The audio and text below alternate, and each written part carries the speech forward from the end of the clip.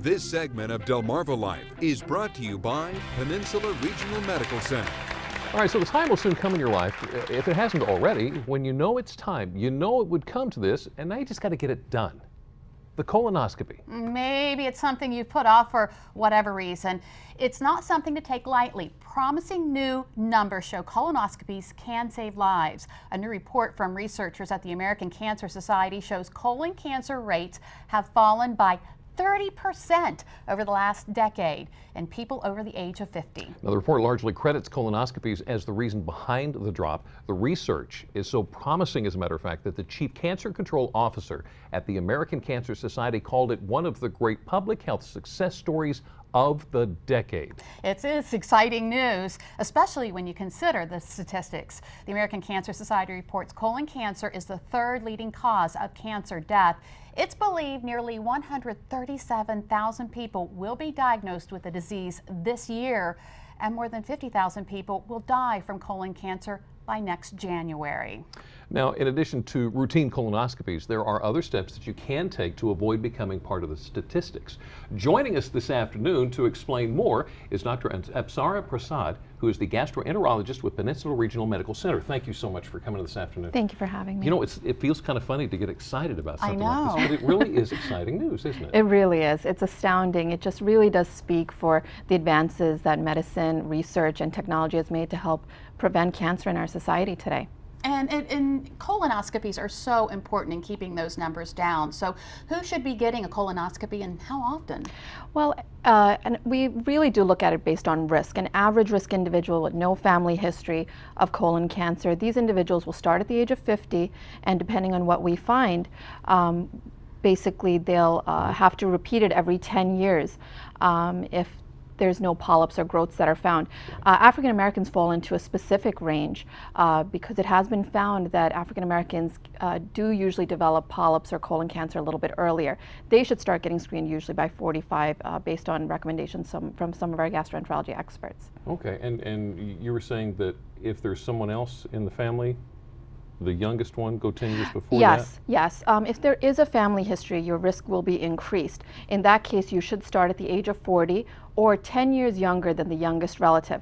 Meaning, if your father had colon cancer at the age of 40, you should start being screened at the age of 30. Oh, 30. Well, are there symptoms? Is there something we can look forward to think, okay, we ought to go do something now? Well, unfortunately with the colon, if you think of the colon as a pipe, if there's a small growth there, a lot of times it's not going to cause any symptoms. Okay. Because it's a pipe. So if there's a small growth on the bottom, there won't be any bleeding, there won't be anything. That's why the colonoscopy is so important. Only after this small growth becomes larger and larger are you really going to start seeing significant symptoms, at which time it may be too late. Now, when people hear the word colonoscopy, they probably cringe and have a lot of fear, but they shouldn't have any fear, should they? No. I mean, if you speak with any of your friends that have had colonoscopies before, really the tough part is the day before. And by tough, it means you're going to have to drink a form of a laxative, which is meant to purge your bowels of any stool. And also you have to make sure, which is very important, and I can't emphasize it enough, you have to be on a clear liquid diet the day before. The day of the actual procedure, most of us gastroenterologists work with an anesthesiologist now. You shouldn't feel anything, you shouldn't remember anything. After you're sedated, we'll take a flexible scope with a camera at the end, which is about 2 feet long, and insert it, and also just look all through your colon and look for any lesions. With the colonoscopy, the benefit is while we're looking, we have the technology to remove any growths at the same time. So the importance of staying on the clear diet is you've got a clearer field and you can actually see more things. Exactly. What are you looking for? Well, in the case of screening, we're really looking for polyps. Polyps look different. There's different sizes, shapes. Sometimes they have stalks, sometimes they're flat. It can be on the right side of the colon or the left side of the colon. Right. And we have different techniques to remove them based on what they look like. And what kind of treatment, if you do have a colon cancer, what kind of treatments are available? It really does depend on what the lesion is like. There are those cases where they're small enough where we can remove them entirely during a colonoscopy and follow it regularly with screening. However, if it is a little bit more advanced, if it is growing into the wall of the colon, if it's growing into nearby lymph nodes or structures, or if it's more distant, there's different treatments. It may involve surgery, it may involve radiation or chemotherapy, or all three. Okay, so we don't want polyps, we don't want lesions. Is there anything we can do to prevent that? There are definitely things you can be doing at home, meaning one of the big things is physical activity and a well-balanced diet. It has been found that people that are physically active have a 25% decreased chance of developing colorectal cancer. Oh. Yes, they do. And by physical activity, we mean by the American Cancer Society, actually, it's defined as about 150 minutes a week of moderate activity or 75 minutes a week of vigorous activity. Besides that, your diet is very important. Eating less red meat, less processed meat is very important. Whole grains versus refined grains. Whole grains basically have all the grains involved. There's three components of it: bran, endosperm, and germ. When grains are refined to make it smoother and last longer, two components of that are removed. And you're losing a lot of the fiber and nutritional content of that. Wow. So whole grains are very important. Smoking has been linked to colon cancer. Moderate alcohol consumption, defined as 2 to 4 glasses of wine or alcohol drinks every single night, have been linked to increased risk of colorectal cancer. Huh. But the bottom line is, don't put off your colonoscopy. Yes, don't put.